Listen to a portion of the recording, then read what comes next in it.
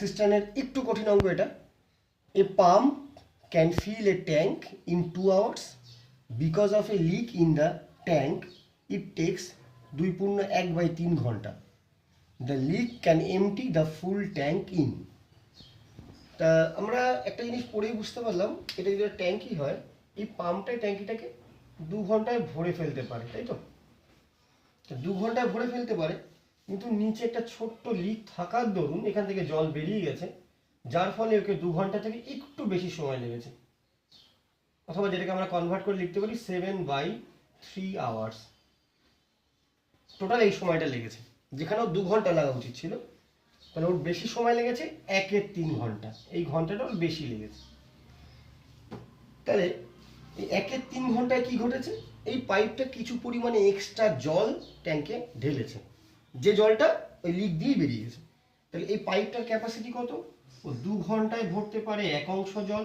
1 ঘন্টায় কতটা পড়বে? 1/2 অংশ জল। 1/3 ঘন্টা যে এক্সট্রা চলেছে তার জন্য কত ভর্তি হবে? 1/6 অংশ জল।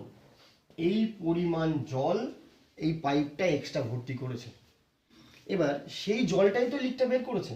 এবার আমাদেরকে চাইছে কি, পুরো ট্যাঙ্কটা যদি ভর্তি থাকে তাহলে ওই লিকটা শুধু একা একা চলবে, পাইপ চলবে না। তাহলে ওই ট্যাঙ্কটাকে খালি করতে লিকের কত সময় লাগবে?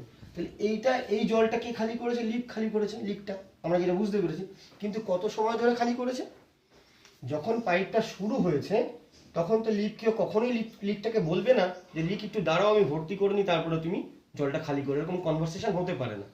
তো এখানে বেসিক্যালি কি হয়েছে, যখন থেকে জলটা শুরু হয়েছে ভর্তি হওয়া, তখন থেকেই খালি হওয়া শুরু হয়ে গেছে। তাহলে এই জলটাই এই লিকটা পুরো সময়টা ধরেই খালি করেছে। মানে 1/6 অংশ জল লিকটা খালি করে 7/3 ঘন্টায়। তাহলে 1 অংশ খালি করবে পুরো জলটাকে, 7/3/1/6। যদি ভগ্নাংশের নিয়ম অনুযায়ী 6 উপরে চলে যাবে, 2 14 ঘন্টা সময় লাগবে ট্যাঙ্কটাকে খালি করতে লিক।